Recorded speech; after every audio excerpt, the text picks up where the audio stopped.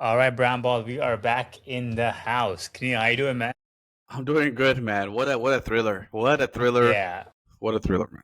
we're recording this right after the amazing game one against OKC Thunder versus the Spurs. It went to double OT. Wemby absolutely went fire on today's game, but I mean, we're gonna kind of recap and kind of give our takes on who we think is gonna go to the NBA final. But let's just start with the game first. Dude. Like, what were your thoughts, man? This was a crazy, crazy first game. Man, it was insane. Spurs actually just were winning pretty well. They're up by, 7, 5, 10 here and there. So Spurs kind of were in control, man. I was just so shocked of how dominating Spurs were without De'Aaron Fox. Their third or second best player, however you want to say it. But man, dude, this team, San Antonio, we thought OKC had all these weapons, man. Dude, I don't know. Yeah. I don't know, man. I mean, Wemby played out of his mind today, bro. Like, he had a 40 and a 20. Think about that. 40 points and 20 plus rebounds, man. He's the last player since David Robinson to do that for San Antonio, man. This game was amazing. Yeah. I never witnessed a game where Shea Alexander was not a factor in the whole game. I mean, he came on towards the end of the game, but yeah, the first half he was pretty much just MIA. It's insane, man. He was But distributing the ball more than he was. What's your take, being man, on aggressive. this game, man? I mean, I told you before this series started, you disrespect the Spurs, saying that they have no experience, all these things. And I told him, like, dude, they whooped OKC's ass during the regular season, and they have no answer for Wemby. And today, obviously, showed that too with 41 points, 24 rebounds, and 3 blocks.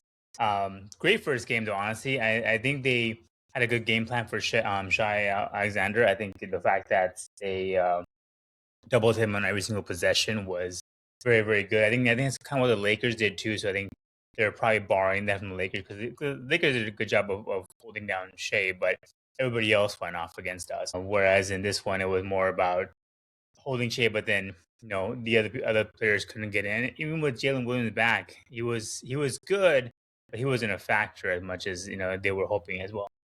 It's so crazy, man. Against the Lakers, everyone just want to get catches on fire. I'm not lying to you. The scheme that the Spurs coach had was a similar scheme that the Lakers ran, where they didn't double Shea right away. They let him have the ball, and then they came with a double, and then Shea threw the ball, right. And in Lakers series, they made their shots, right. Like AJ Mitchell and Jared, the rookie, he made his. Everyone was making their shots. Here, Shea did the same thing, and they couldn't even hit a 3-pointer, man. So, but I'm surprised about, man. If you're Chet Holmgren, this is supposed to be your matchup with Wemby, right? Yeah. Well, Wemby was Chet, right? 7'1", shooting from outside, highly regarded, and why is Caruso guarding Wemby? I think they're expecting a switch. So I think they're expecting a switch between the two. That's why they but at the same time. And then I have a question. Wemby, when he made that logo 3 in the second overtime, I think it was, or he's on fire. Why not double him and get the ball out of his hand? Why? You can't expect Wemby. If it was any of the players, if it was Steph Curry, if it was Dame, but even I think even the Spurs bench was like, holy crap, he actually made that shot. I think that would have been a bad shot. Besides that shot, I don't care about that shot. He took that shot. It was crazy. It was like, damn. I'm talking about every other possession, right? Well, you can't double the guy, dude. Besides Chet, you see his offensive rebound. No one can get close to. No, I get it, but if you're the OKC Thunder, wouldn't it be more like, if we're losing, we're losing because of Castle. We're losing because of freaking Vessel or Harper. We're not losing because Wemby went off, right? That's not what you want to do, right? That's what that was the same game plan that San Antonio did. We're losing because Williams went off, or Mitchell went off. It's not because we lost because of SGA. They double SGA every time. So I'm saying in overtime, if you're the coach for OKC, I was kind of surprised with him being that experienced and knowing that Wemby was in that groove. Why not get the ball out of his hand? Do a double and let other people make shots or create for themselves, right? I mean, don't see, this is the thing, man. When a guy's on fire, you want to double him and get the ball out of his hands. And I was so shocked that they did not do that. They actually just left Caruso playing him one-on-one. Dude, Caruso was like 6'6". Yeah, he's no match for it, obviously. But I think the fact that they were hoping that, because what happened was Wemby would be ended up he would end up with Caruso or Jerry Green after the switches. So they just said, okay, if they're gonna switch it, we're just gonna switch with Stephon Castle and he'll guard Chet Holmgren. But yeah, I think the obviously they'll make adjustments next game, but Wemby was just there's no answer for that guy, dude. There really isn't. There's nothing you can really do because especially when you have Dylan Harper going off for 24 points, you've contained Stephon Castle, but Vessel was going off. If the role players are doing their thing, it's hard to double Wemby. Look, man, I was just so shocked because it came down to coaching, right? And I really felt like Mark Dagnall for OKC got played today by a rookie head coach. What I'm trying to say is that, like, when you play a team like Golden State, right, back in their heydays, you don't want to go 3-point shooting contest with Golden State. That's a game play you do not want to play with, because they're excellent at it, right? The one thing coming into the series with San Antonio, what was San Antonio so good with? Their guard rotation, right? They're good with their guards. What they do is they keep Wemby in the middle. They change all the guards all the time, right? So what I'm thinking is with Mark Dagnall, like even to start the second half, please tell me, why are you playing to the San Antonio strength? Like, he benched Hartenstein and started Carson Wallace in the second half, right? What I'm trying to say is that you're only down by 7 with. Tell me, you're only down by 7 with Shea only with 4 points. That's great. Yeah. That's great, man. It's only 7-point game. That's it, man. Look, what I'm trying to say is that Hartenstein did not see the floor with Chet the fourth or overtime together. I'm telling you, dude, you don't play the game that San Antonio is playing, because that's all San Antonio wants. They want you to play their guards because they know that. Okay, we know that this series San Antonio has better guards than OKC does. The only guard that's better than anybody in this series is Shea Alexander. That's the only person. After Shea, man, I will pick Castle, Vassell, Harper, and Fox. Right? So what I'm trying to say is that if you're Mark Dagnall, why did you play to the strength of San Antonio? Why not keep that tall lineup in the game, right? Like, make San Antonio do something else, right? Like, they got offensive rebounded because why?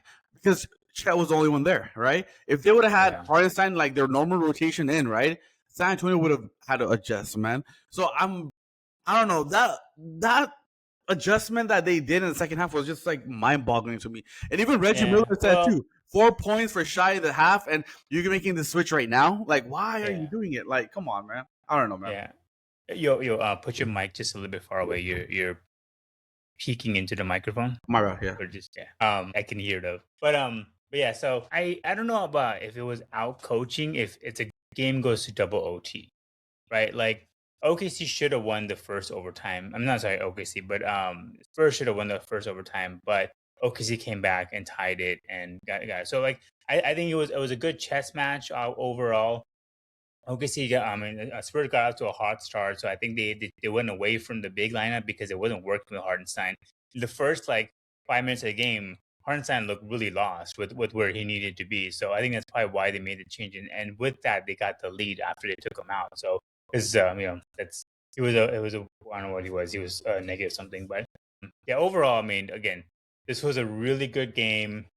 Stephon Castle almost. I think if the Spurs would have lost, he would have gotten the majority of the blame for this. 11 turnovers for one player is the next James Harden. What's going on? Like, dude, it was crazy. That cannot happen. And that's why I'm not a big fan of him being the next second best player for the Spurs. I think Dylan Harper, who had 7 steals, he was a much better player today. So he had a double-double. He had 24 points, 11 rebounds, and 7 steals. So I think, but you can't ask for more than a game one like this. You just know this series. It may have a blowout here or there, but it's gonna be really close until the very end. I don't anticipate a sweep. I anticipate at least 6-7 games. These two teams, they're both very, very evenly matched. It's evenly matched, yeah. But I still honestly, man, I'm telling you right now, if OKC is gonna beat San Antonio, you're gonna need, Chet Holmgren to take more than 7 field goals. I'm sorry. Yeah, for sure. He only made 2. Like, what do you do? Why are you disappearing, man? Like Yeah. him and Wemby came up the ranks together. Yeah. I mean, Like there's like a little bit of a rivalry between the two. Like you can tell, like Wemby dunked on him, and he like was talking smack to Chet after. Like there's something there. Like they both and don't like like each Chet does other. not want any smoke because like b- in the fourth and double overtime, Chet didn't even ask for the ball. Yeah, yeah. He was just there for defense Like purposes he only. was just running, like making laps. That's it, man. Like, what Yeah, are you doing? Like, come on, man. You're the what is it? Third overall pick or second overall pick in the yeah, NBA, dude? Come on. You're supposed to be like the second best player in this team or third best player. Act yeah, like one, man. I mean, come on, dude. Like only 7 field goal attempts. I mean, and you only made 2 shots the whole game. yeah. He had the second most minutes. He had 41 minutes played. I mean, How are you gonna I take? don't. You wouldn't expect Caruso to go off for 31 again. That's not gonna No, happen. no. Like so, Chet's gonna have to step up to the plate for sure. Shea's gonna have to turn it around because this coming off of a really bad Lakers series. I think now the Spurs are kind of doing the same thing. He'll have to find a way to get around the double team. I think maybe Lou Dort does not have to be out there for this team. I don't think he makes sense because he's not fast. He's not fast enough to guard the like Stephon Castle or Harper or Castle or Vessel.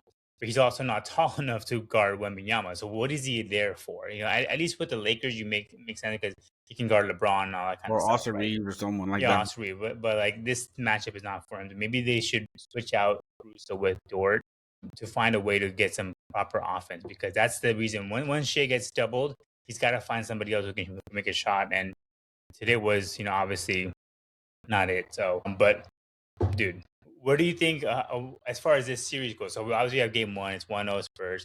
How do you see this series playing out? What is your prediction as far as where this ends up? Look, man. Honestly, I thought San Antonio had a great game plan, just like the Lakers, playing Yeah, hard versus Shea and let others beat you. I think Shea is in a funk, man. To be honest with you, I mean, if think you so. look at it, I mean, he's 7 for 23. Like that's Yeah, horrible. Man. I remember back back in the heyday of Kobe Bryant, right?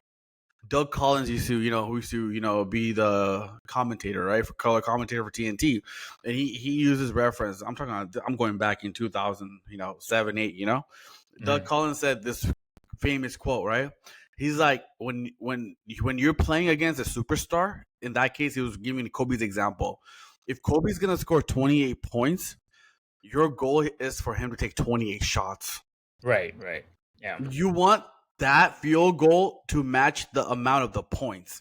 right. And San Antonio did that because Yeah, Shea had 24 points with a 23 yeah, attempts. So yeah, he was literally like 0.9 attempts every yeah. time, right? So that was great defense if you look at it, right? And he's in a funk now, right? So Yeah. he has to come out of it, to be honest, because you can't take 23 shots. I mean, you can't make only 7 field goals. That's just unbelievable, man. Right. So this series, man, like you called it. I mean, during the season, San Antonio had their number. They beat them in the playing tournament, and so Hmm. I'm just They I'm played five times. San Antonio won.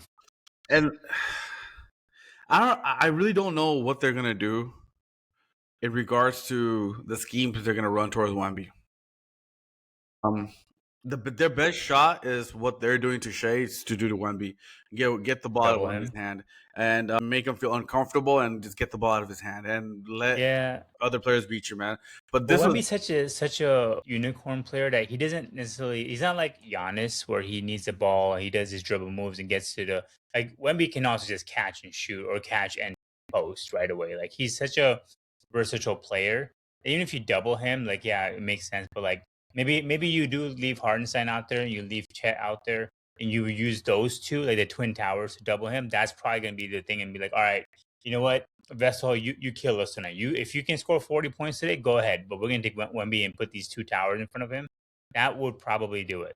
and to be honest with you, with OKC, man, with Chet being invisible, man, they need him to step up. He can't just take 7 field goal attempts and have 8 points the whole game. I mean, Jalen Williams showed up with 11 for 25 with 26 points. He'll have that He's game again. trying. Yeah, Yeah, he's he's trying. playing. He'll have that game again. But like you said, Caruso's not gonna have that game. ever. You can't depend on Caruso like They're- that. Not 31 points. I mean, Caruso can maybe get 20 points again, but not Yeah, 31. and not 8 3-pointers again. That's not gonna happen. Like Exactly, he was on man. fire today for Exactly. sure. I mean, I'm sure. Look. This series has 6 and 7 games written all over Yeah, it. It's gonna be back and forth duel. Honestly, I don't think San Antonio loses this series, man. you think so? Yeah. This is Yeah. this is I too. mean, if this is not because of game one or anything, but like if we had recorded this yesterday and we were predicting, I still would have said the Spurs, just because OKC has no answer for Wemby. It's kind of like the whole Joel Embiid. If Embiid was healthy, Sixers would be fine. Same here. Like, Wemby is healthy this whole series. I think it's done. I think so too, man. And like, if now they're playing with like house money on Wednesday, if they can win Yeah, that it's game, crazy, dude. I don't know what And to in do. game one, especially against how hot OKC has been, you take away home court and how dominant OKC been at home. I mean, I think they won the home games against OKC by an average of like 15, 7, 16. I don't Crazy. know the stat right now, but I know in the Western Conference or Eastern Conference, winning game one, man, you're 80%. it's something like that, man. It's crazy, It changes the whole outcome, right? I mean, Yeah. I think 'Cause OKC is in trouble. I mean, okay, I mean, if they're shook, right? I think Chet is shook by how much Wemby, how aggressive he was. yeah. And I think OKC was also just shook by the fact that what the hell do we do with this guy? And I'll be honest with you, man. You called it last week when we talked about it. This was Dylan Harper's coming out party. I'm a Today, big fan of this guy, dude. I mean, I'm That not is lying gonna to be you. legit. 24 points, 8 for 20. I'll be honest with you. Dylan Harper carried him in the first 3 quarters. Yeah. Wemby His took over. hustle play, Yeah, everything he does. I and like the guy. and the coach for San Antonio, I forgot his name, but coach for San Antonio needs to figure out how does he not bench Dylan Harper? How you come to terms to tell De'Aaron Fox to come off the bench? Because to be honest with you, I'll tell you right now, I'm a huge fan of Castle. You know that too. I like Castle so much, man. Yeah. His defense is really good. He's a really good defender. You can't bench him. And Vasco is their small forward, right? So they need a little length, right? You can't bench Harper, man. Harper is playing with this confidence that you don't want to bench that guy, dude. Yeah. I told one of my friends, you know who Dylan Harper really reminds me of? And this is no shade, man. This is not bad. He wasn't a bad player. This guy was a 2-time MVP in the finals. He reminds me of Tony Parker. Exactly the way he plays. He's very to the ground, very crafty. If you look at his offense, like Tony Parker knew how to get layups. He knew how to be so craft with like getting into the openings, of every defense, right? Watch Dylan Harper play. He reminds me of so much like Tony Parker. And Tony Parker had a mid ranger, that was unguardable. When he came to the league, he had no shot. But like I think 4th year or 5th year into he's the late bloomer. 4th or 5th year into it, he developed this mid range game that was unstoppable. Yeah. And dude, this is no knock to Tony Parker. I'm saying like Dylan Harper, if he can become even what Tony Parker was, man. This is what San Antonio needed, man. Dylan Harper plays just like Tony Parker to me, man. And he complements Wemby so well. He does, exactly. He's so a slasher and he can shoot. Like that's exactly what you need. And then he's also a good defender. So like dude, I think you're right. I think they find a way to bench De'Aaron Fox. Because you need Champ Penny out there, right? You need the 3-point specialist. And you just keep the lineup they had today, just keep that and then have De'Aaron Fox come off the bench. Exactly. I think that will be a very good because then De'Aaron Fox can do his thing with the second unit, which is also which benefits him too. If you're De'Aaron Fox, right, you're nicked up, right, you're injured, and at the same time, they paid you. Get out of here, dude. They paid you the $200 million or whatever you wanted. You got your money. Yeah. If they need you to come off the bench, come off the bench, man. You could be like a Jordan Clarkson, like just instant offense off the bench. Yeah, dude. What more do you want? But dude, I'm telling you, dude, I don't know how OKC will overcome this. I'm sorry, man. I just can't. This is insane. I think OKC has to blow them out next game. Huh? If it's a close game, that would because after all the adjustments they've made, and if it's a close game, maybe it's a win, but it ends like how it ends today. I think that's not a good sign for OKC. They have to come out and be like, we figure something out, and we're gonna make sure we follow it. I think they have to blow out next game. And the way they're I'll probably playing, go 1-1 and back the to way you. they're playing so like aggressive on Shea Alexander, man. Like I don't know Yeah, if you've seen like the way they're like just guarding the shit out of him. yeah, This is gonna be crazy serious, man. yeah. It's gonna be a really good series. I again, depending on how we predict our East Conference Finals, this is for me the finals. This is it. You know, like I kind of how we did last year, same thing. But this is the finals for me. This is. I think whoever wins the series is probably gonna win the finals. Yeah, No shade I don't to see Cavs or New Knicks. York or Cavs beating either one of these teams. Because the thing is this, both of them, well, especially Knicks. I mean, Cavs could play little defense, but Knicks don't play defense. Yeah, I mean, they want to outscore you, basically, right? I mean, how is Brunson going to guard any of these guards? He's gonna have nothing. He's gonna have nothing left in the tank. James Harden's not going to be able to guard anybody in the San Antonio side or in the Like Donovan Thunder Mitchell, side. Donovan Mitchell, how is he gonna guard anybody, dude? Like, dude, this guards will make you work on defense, so you have no offense. Like, Yeah, basically, exactly. So, but speaking of East Conference Finals, obviously we're talking about Cavs beating the Detroit Pistons in Game 7 in an absolute blowout. I think overall, what's his name? Donovan Mitchell had a really good game. James Harden had a decent game, and as usual, James Harden had a no horrible help game. whatsoever for. 9 points in Game 7, dude. Back to back blunders on Game 7 for James Harden, dude. Yeah, but yeah, go ahead. Yeah, no, I mean, yeah, James Harden. That's the reason why I can never believe and that's what Kobe always say he won't be. Uh, you know, what does Cade do from? What does Detroit do from here? Because they were the number one seed in the East. They were the second best. Had the second best record in Yeah, the league. after OKC, they did. Jalen Duren is not it. The dude No, can wake up one game for Game 5 or 6, and then went back to sleep Game 7. What do they do? Do they go into the Giannis sweepstakes? Do they start looking for a second? What do they do?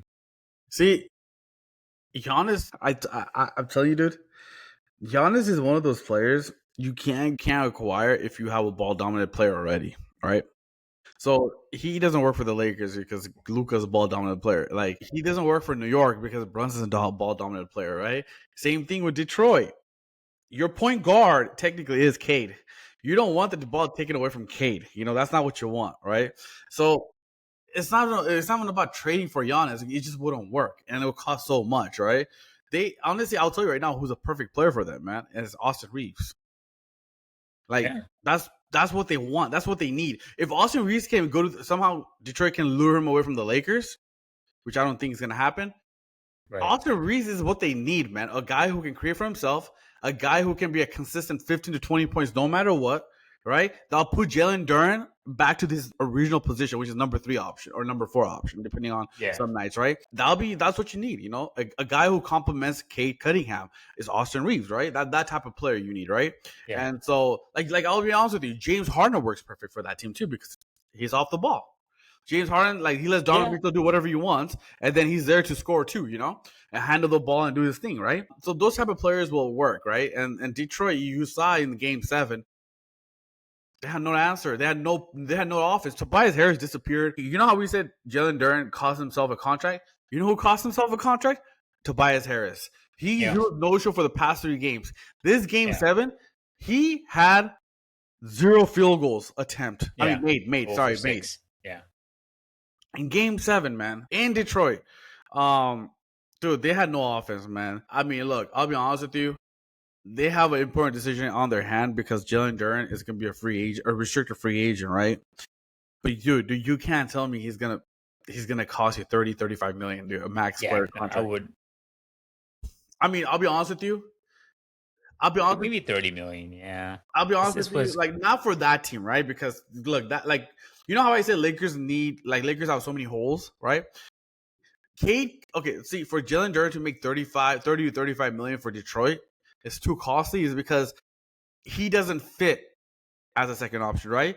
But see, on the other hand, Lakers could offer Jalen Duren that $30 million, right? Because you know why? No, you know why? Because he can actually come in and be your third or fourth option because you already have Luka and Austin Reeves, and you have that dude. center. Jalen Duren is literally DeAndre Ayton. So why we paid DeAndre Ayton $5 million? Why the hell are we gonna pay Jalen Duren 7 times that salary? Makes no sense. He plays defense, I right? don't want another DeAndre Ayton 2.0. I don't. He doesn't guard. He doesn't play defense, right? He's actually more undersized than DeAndre Ayton is. Oh yeah. So I don't He's want like that. 6'9", 6'10". That's all he Yeah, is. yeah. So I don't want that. Yeah, dude. Especially not for if we're gonna let Austin Reeves walk. No, we're not gonna let him walk. I don't think so, Yeah, man.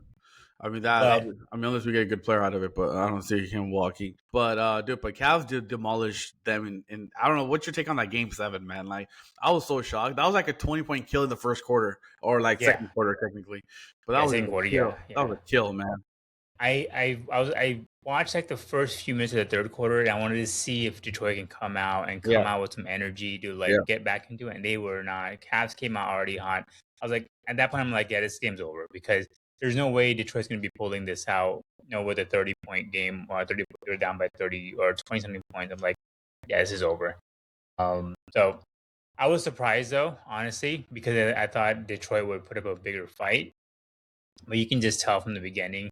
I don't know if it's because the previous series took a lot out of them. They were down 3-1, and they came back and win that game, went to Game 7, and then back-to-back Game 7. Maybe that kind of like made them tired or something. I'm not sure. I mean, But Cavs were coming out of a 7-game series too, though. You know, I mean, both yeah, teams yeah. came out of But 7-game series. going one from 3-1 Yeah, down to winning it is harder to do yeah. than what Cavs did. No, I get it. I get it.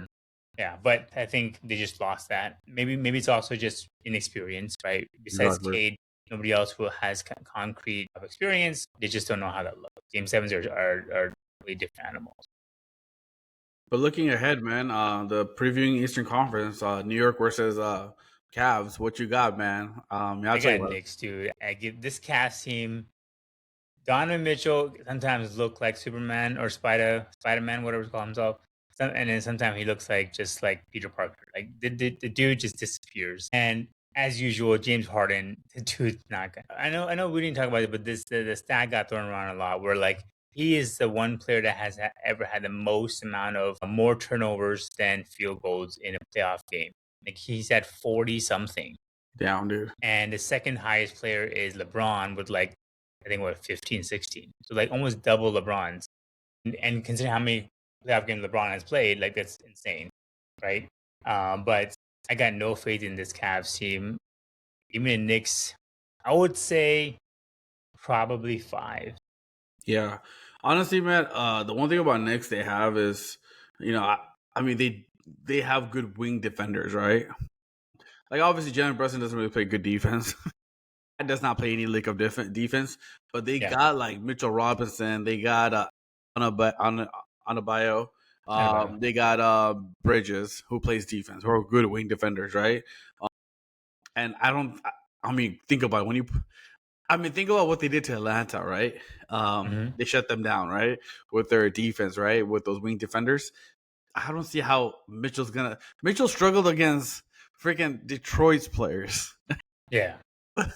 He's gonna struggle against this New York wing defenders like crazy. Yeah. The length of Bridges and Anabai, oh my gosh, isn't it called Hayward, man, for them, man. So I think that I agree with you. Knicks.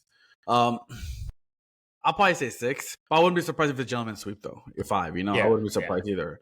But I do feel that Knicks will win this series, and they'll probably play San Antonio, and it'll be honestly.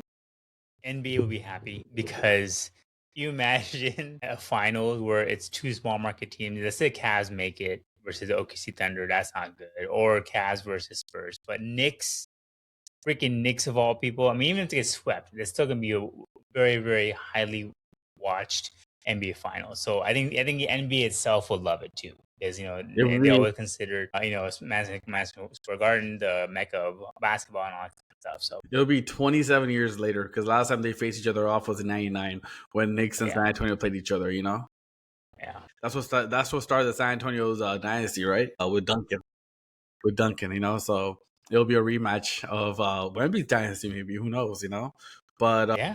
But yeah, man, I do see them facing off, and we'll see what happens then. But Cavs, I think they're done. I don't think they can win this series, man, against the New York. Especially now, New York has fully rested. They got Nobody's back. Like I think, Well, yeah, he's healthy, fully healthy, and then also they got home court now, right? They didn't think they were going to get home court because Detroit had the upper hand, right? But now they got home court, right? So they're happy about that. Yeah. Yeah, man, that's what I see it as. To be honest with you, Yeah, let's see, man. It'll be fun though. It'll be fun nonetheless. Let's get to a couple of things drama-wise in the NBA. We had the Anthony Edwards and his, congratulating people before the game was even done against San Antonio.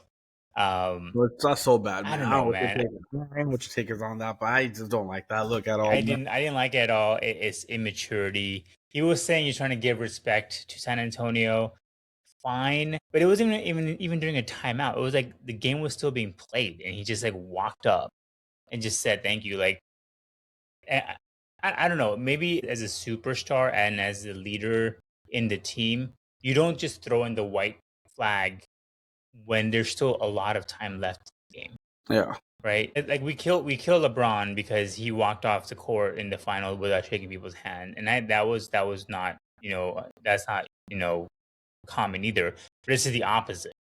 Like you're giving up way before and your team's probably like, what the fuck, dude? Like why are you like shaking their hand?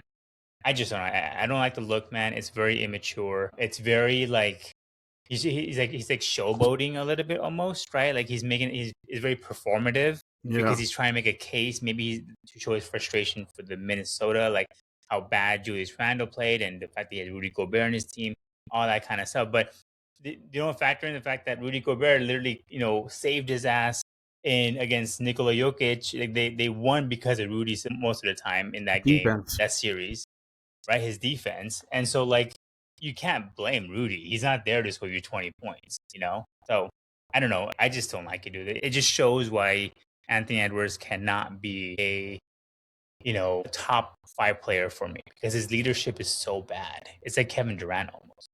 It's horrible, man, and like they need a veteran in the locker room, man. I know they got Mike Conley, as a veteran president, but you need more of a veteran that there are people who can respect because that's not something you do. Yeah, That just shows, especially you're the leader of the team. What does that show to your teammates, right? Like you giving up on them. I get it. The game was out of reach. It was a 30-point game. But there's always time and place for everything. I mean, everyone was gonna shake their hands after the game was over. It wasn't like exactly. It wasn't like Sancho was just gonna run to the locker room, like Yeah, or like if he got a flagrant 2 and he got kicked out, I get it. You go shake their hands. Because you gotta leave anyways. But like that wasn't even the case. You know what's crazy though? This is how much people are LeBron haters because there's so many people who hate LeBron, right? And they brought up that LeBron did the same thing in the finals, and. People forget. People forget. Like, yeah, LeBron did it because he got subbed out, and it was towards the Golden State bench. When he got subbed out, it was 2 minutes left. It was the last time LeBron played for the Cavs. It was in the finals, and it was like 2 minutes left, and like it was like a 20-point game, and they decided to just take LeBron out. It was on the Golden State side, and they took him out, and he just dabbed Steph Curry, Draymond, Kevin, Steve Kerr, and just walking to his bench. He didn't make an effort to go to the Golden State bench. He was there on that side before he just ran out. He said, "Hey, man, congrats to you guys. Just good luck, like that, and all that shit, But like, dude, come on, man. What Ant did was just horrible. With 8 minutes left, going to the other team, and he took time to say, congrats to each and everybody, like coaching staff to the players. Like, I mean, dude, come on. People are like, that's like straight up showboating in a way where it's like a mini protest towards your organization. Your organization, like, hey, I have a shitty ass team. Do something and get better players. Like, dude, like if you're one of his teammate, I know if I was one of his teammates, I'll be like, yo, I don't want to play hard for you anymore.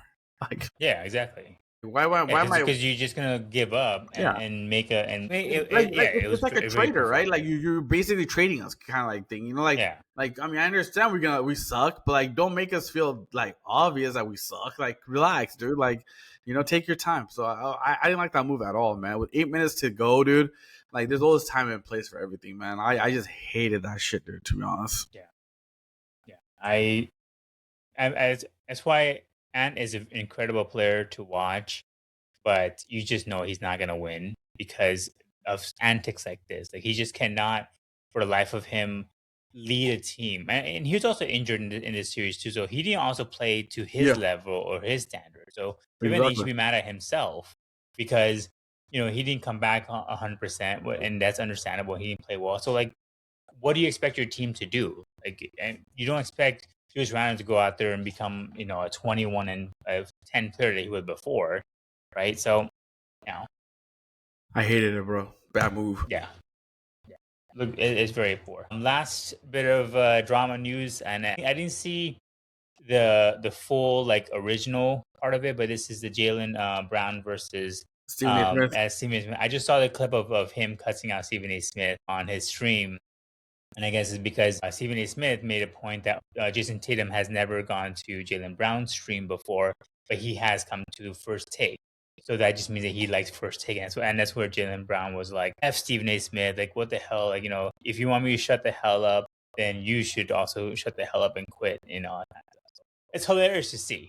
But honestly, I okay, look, Jalen Brown should realize, man, there's basketball side of it where he's on it, and then there's also critics, right? Which is Stephen A. side of it, right? Look, you're gonna hear people say stuff that you're not gonna like, all right?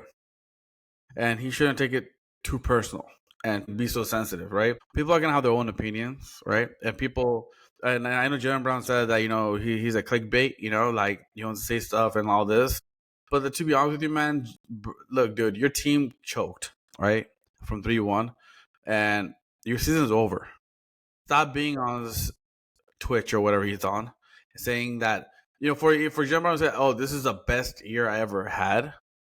I get it. As a personal level, you probably did, but you can't say the best year ever because your best year was back in 2021, I think, when they won the championship, or 2022, whenever they won that championship.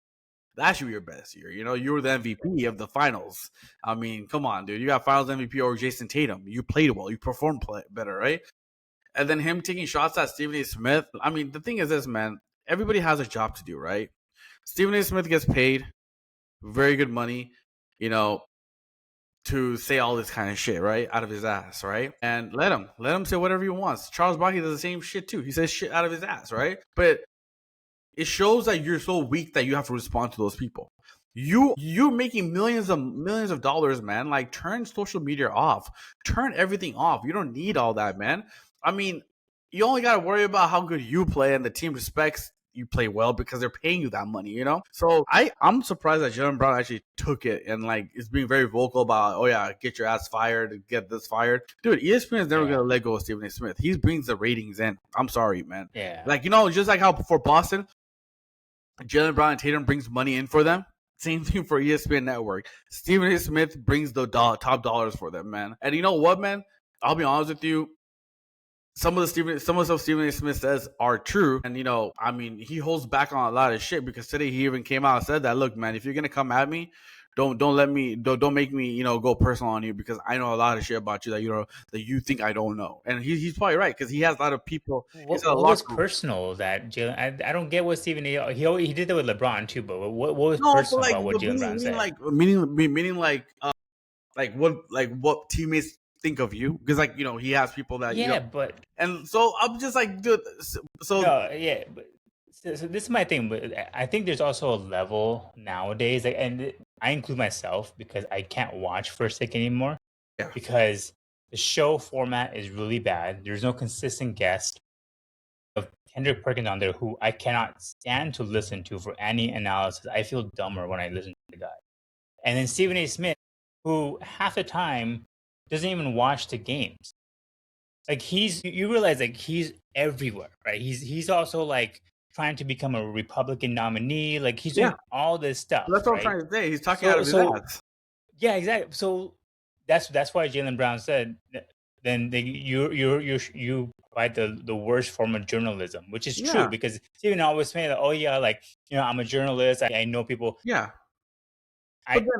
Even First Take has lost rating. Like, it's lost. It's not the number one show anymore. It's not. First things first now. Yeah, exactly. Fox, which I personally love. I love that show. Oh yeah, me too, dude. Way better. But the thing is, but what I'm trying to say, if you're Jalen Brown, why even go at him, right? Like, there's no point. No one's gonna win the battle, to be honest with you, right? I mean, no one's like. What I'm trying to say is that for Jalen Brown to be that outspoken and saying fire someone's job, first of all, I would never say that to anybody. Doesn't matter who you are, what you say, what you want to write. You don't want to ill upon anyone saying get fired or be out of the fucking job, right? That's not what you want to do. And if you're Jalen Brown, dude, worry about basketball. Stop worrying about what other people are saying. Because everyone, look, everyone has an opinion, man. To be honest with you, and stop taking it personally, right? If you're Jalen Brown, worry about basketball and worry about your craft and how you get better. Don't worry about what Stephen A, Charles Barkley, and all No, those no, things. that's I don't that's the whole LeBron and shut up and play thing. I don't like that. I don't agree with that There's no because point. like But it's not there's about no play by play. point. But I Like think Kobe had majority of criticized so people, many times. Kobe never came out at any reporter. He didn't give a shit. He's like, dude, whatever. I'll go out and let my game right, dominate. yeah. At the same time, Kobe also didn't do well after his championships too, right? So like I think nowadays with the media, like there's so much uh, exposure to all the athletes. Everyone has their own podcast. Like I don't know if you saw Miles Turner got in trouble recently for all his comments about Giannis and how the Bucks organization is, all that kind of stuff. So he had to delete the podcast of all the stupid shit he said. So like I think there's just a lot of that.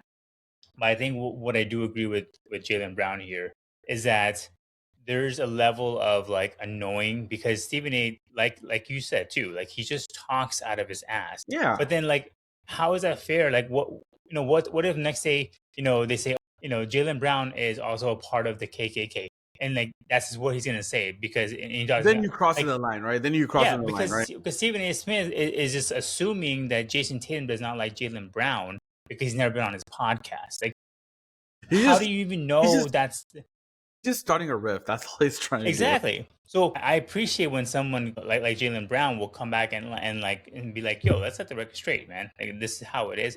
I appreciate that because there's a level of like, yes, you should ignore the haters and all that kind of stuff. There's also another thing where like someone just talking bullshit, trying to, and which also makes the team chemistry worse for the Celtics.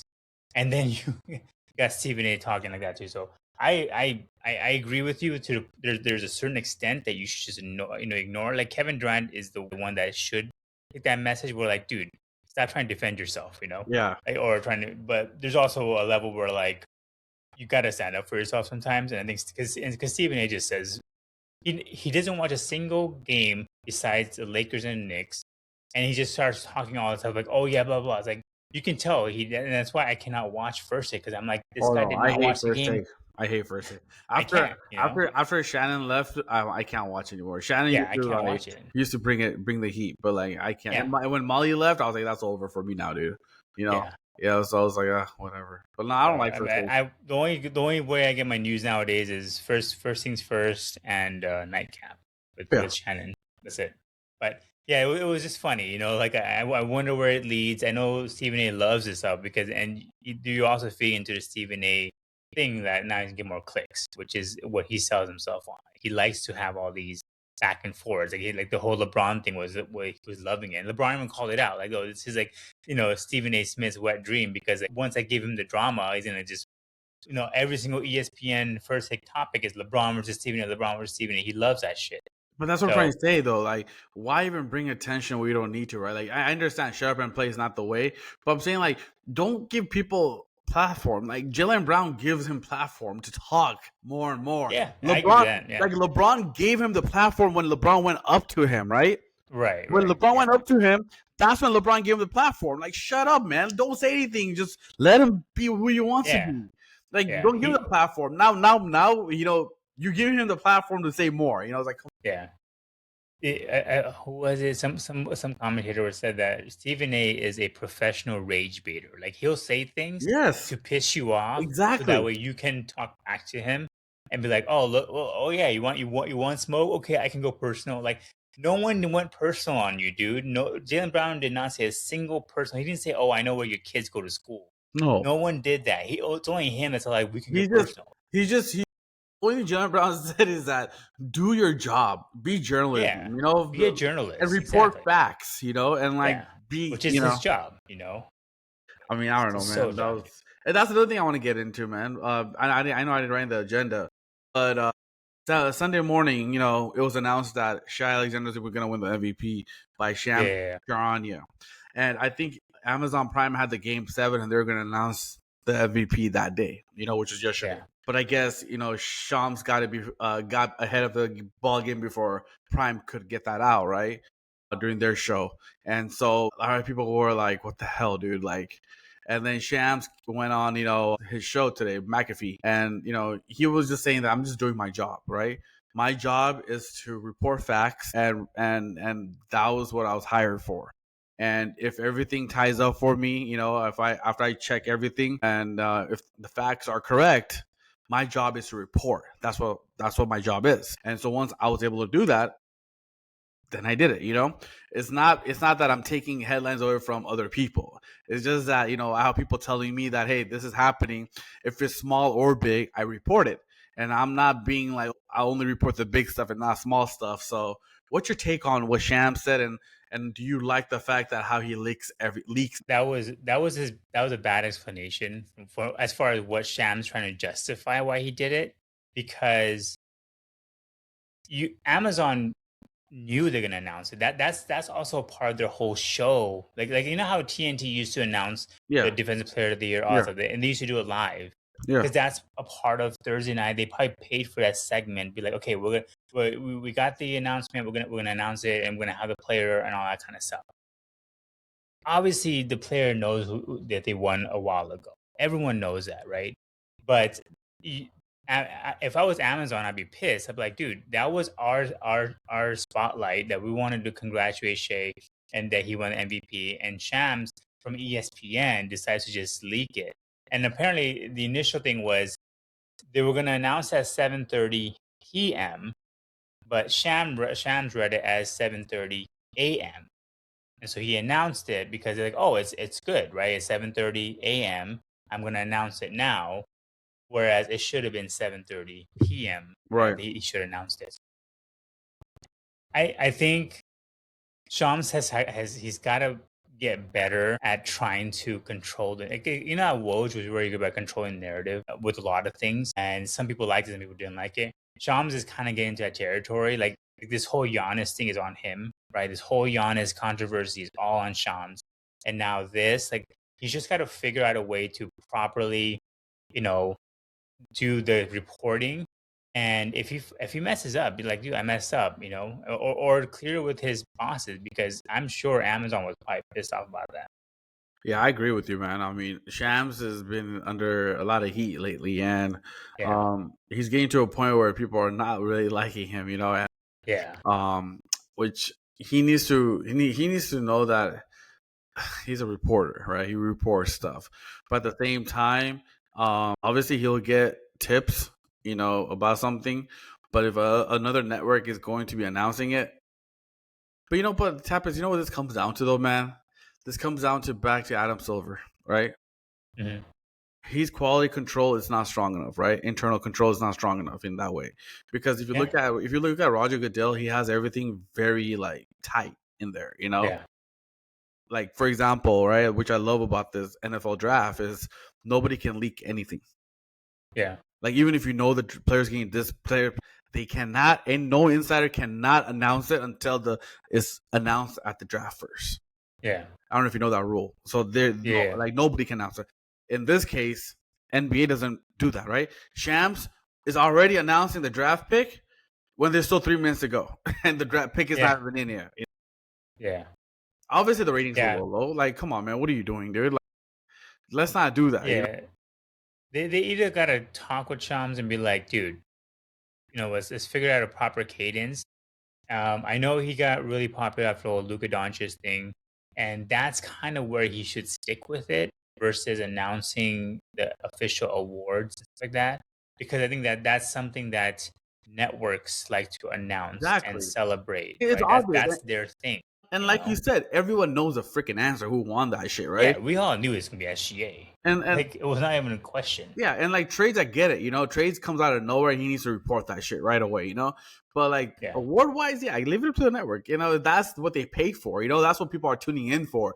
Like yeah, when TNT used to announce like the All Star, voting, right? Who yeah, won starter, like that is there. yeah, Even though people knew who that, like NBA knew already who's gonna yeah. make You it. already knew it exactly. Yeah, so I get it, man. So he needs to be careful, man. I don't know. I Yeah, mean, it's stupid. I think. he's just gotta he's got to be careful because if somebody else that's similar to Woj comes by, his job is gone.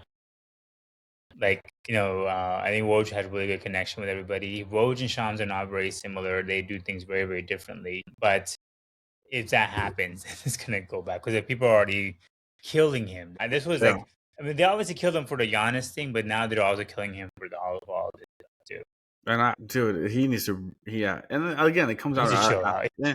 Honestly, it comes down to Adam Silver. To be honest with you, man, he needs to hold that thing tight, man.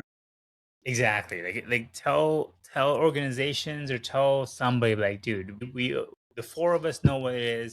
No one's gonna leak anything until Amazon gets it. So please don't say anything. And then they pay top dollars, man. I be. mean, if you look at it, like the TV rights, they pay top dollars, man. I mean, Yeah. if I'm the owner of Amazon, I'll be like, yo, what the hell? Yeah, exactly. I would be pissed. And honestly, as much as I did not, I would say one last thing about Amazon too. I did not like the first few Amazon Prime like last year. But this group that they have for Amazon Prime with UD, Steve Nash, Dirk, and Blake Griffin, they're awesome. I like them a lot. I can't watch ESPN commentaries. Their commentaries are really bad. TNT, well, not TNT not anymore, but Peacock is whatever too. See, with Peacock, besides Inside the NBA and Amazon Prime, I like Inside the NBA because they have it with ESPN. Yeah. I like those people because they know what they talk about. They're talking real.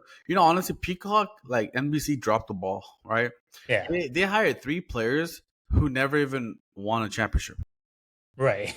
And so you telling me Tracy McGrady, Carmelo Anthony, and Vince Carter have credibility? Yeah. Look, don't get me wrong. They're great players. They're good players. But they never won a championship, and you're going to be talking about how to get to the championship level? Yeah. Like, Kappas, does that make any sense to you? Like, that's like me talking about what medication is good for you to cure your sickness, and I don't even have my pharmacy license. Like, okay, like I know. So they dropped the ball. NBC really dropped the ball on hiring people because, like you said, Amazon Prime has Dirk Nowitzki, who won a championship. Steve Nash has never won a championship, but that doesn't matter. But he brings a valuable learning lesson. UD has won. UD has won. Blake Griffin hasn't won. But then see, that's how you compliment it, right? I don't mind they have Vince Carter, what's his name, Tracy McGrady, and Carmelo. I don't mind they have all 3. You gotta put a guy who's there who's won a championship with them, man. Exactly. And not only that, but like somebody interesting because Carmelo Anthony, his insights are not very interesting half the time. VC is good, and I think Tracy McGrady has his on base. But like you watch the prime people, like UD is so old school. Like I was watching him about the whole Ant thing, and his take was very, very good on it. Right. I think what you and I both talked about. Dirk has a championship pedigree, so he knows what it takes to be the highest level. And he has that kind of casualness about him. Steve Nash is very analytical, and Blake Griffin is just the funny guy. He's the clown in the whole thing, and he cracks jokes all the time. And it works so well. I was like, this core that Amazon has done a very good job with them. I was very impressed by that because before they had some whatever players coming in. This time I was like, they should just keep it as it is, and I think they'll be fine. Exactly. I completely agree with you, man. Completely agree. All right. Let's get into the last one, which is around the NFL. And your boy, Aaron Rodgers, he's back with the Steelers after I don't know how many days. Man, this dude does not want to leave football alone. What are your thoughts? Steelers win, good, bad, whatever? They're going to be the same team, mediocre. I mean, they're not a championship team at all. Like, this is kind of getting to a level where Allen Iverson was. It's like, dude, you're retired now, dude. Like, you had your heyday and, like, you're not good anymore. And just, you're not Tom Brady, man. I'm sorry. You're not Tom Brady. Yeah. Or LeBron. You're not LeBron. LeBron's got it at his age. Aaron Rodgers, you don't got it. Yeah, man. You're not that guy. I mean, it takes you forever to announce if you're coming back or not. Like, come on, man. Like, it shouldn't take you. If you're the new coach, right? There's a new coach for McCarthy. If you're Mike McCarthy, right? Would you want this? I mean, do you think Mike McCarthy was? I know they have a history and all that kind of stuff, but like, if you're a new coach and you saw how last season went, wouldn't you always be like, let me clean slate? Obviously, keep TJ Watt and all that kind of stuff, but like, let me get a brand new offense. Let me figure this out by myself. Or do you That's think what they it's got the Mike coach McCarthy though. asking, or do you think? That's what they got Mike McCarthy, right, man? Like, think about it. They had no interest in signing any of the free agents, right, out there. Yeah, They drafted a QB, I think, very late. I think too. They weren't yeah, hungry enough to go draft what Rams got. The player. yeah. They could have moved up and got that player too if they wanted to, right? Build around a young player, right? But they had no interest. They got Mike McCarthy to coach Aaron Rodgers, to be honest with you. And Aaron Rodgers had success with Mike McCarthy. He won one Super Bowl with him, so they thought that Mike McCarthy is from the Pennsylvania area, so they brought a hometown kid back to coach Which I the like. team, I which is don't mind great. the Mike McCarthy Yeah, hiring, me but neither. I He's a just good don't know coach. He's a why good they coach. But wanted. I'm just like, come on, man. Like, they brought him in just for Rodgers, It's not about them building a young squad and like going at it, to be honest with you. And I would imagine that the coach, Mike McCarthy would be like, just let me do No. it. So I'm trying to figure out, what is it, still the GM, or is it the owner? It's like, no, we need Aaron Rodgers. You're gonna make it work with him, or is it Mike McCarthy's like, please, let me have Aaron Rodgers. Let me see what I can do with him this year No, versus it's little what of Tomlin both. couldn't It's do. little of both, but at the same time, the organization still feels that Aaron Rodgers has it, right? They Yeah, still think that if we can just get him into the playoffs with the right pieces, we can win this. That's how they feel. And they yeah, think that coaching was the big difference because Mike Tomlin's style, obviously everyone knew Mike Tomlin was never a great offensive coach, right? It was all right. defense, right? And so they're like, okay, Mike McCarthy is a genius at offense, right? He's like a quarterback whisperer kind of. Hmm. And so they're like, let's bring an offensive guy in with Rodgers and who actually had success with Rodgers. And that was a Super Bowl that he won with Rodgers. So let's bring him in and let's see if we can, run the show one more time and see what happens if the outcome is different. Because, NFL, see, Tapper, that's the thing, right? With NFL, it's any given Sunday and any given year, right? NFL is the only sport that I know that you can be a last place team and be go to the Super Bowl next year. That's the only league I know where you could go Right. last to You first, turn right? around. Yeah. You just don't know how season pans out week to week. And as you can tell, like, any given Sunday, anyone can win, right? It doesn't matter how fair you are. You're a Patriots fan. Against the Giants, against Super Bowl, you guys had this under wrap, But Yeah. it's Super Bowl any given Sunday, right? So Yeah. that's what football is, right? And that's why the ownership and the organization feels that, hey, let's try to win games and make it into the playoffs. And then once we're in the playoffs, it's week to week base, right? Matchup wise, and they feel confident that if we have healthy Rodgers and if we surround him with good receivers, Rodgers is still a gunslinger, right? He'll still make throws. He's still like, if you give him time in the pocket, enough time in the pocket, he will throw the ball perfect. Hmm. Hmm.